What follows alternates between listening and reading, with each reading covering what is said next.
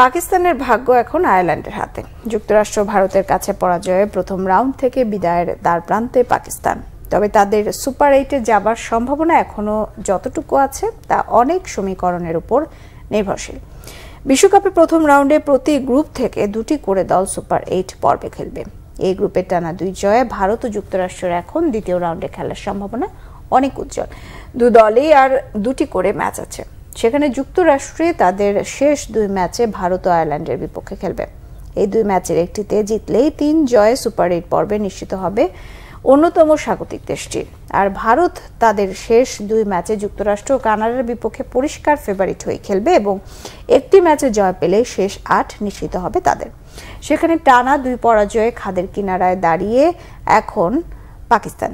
যদিও তাদের ক্ষীণ আশা এখনো আছে দ্বিতীয় রাউন্ডে খেলার। সেক্ষেত্রে গ্রুপ এতে অনেক সমীকরণ মিলতে হবে। প্রথমে যুক্তরাষ্ট্রকে তাদের শেষ 2 ম্যাচে ভারত ও আয়ারল্যান্ডের কাছে হারতে হবে, আর পাকিস্তানকে কানাডা এবং আয়ারল্যান্ডের বিপক্ষে বড় ব্যবধানে জিততে হবে।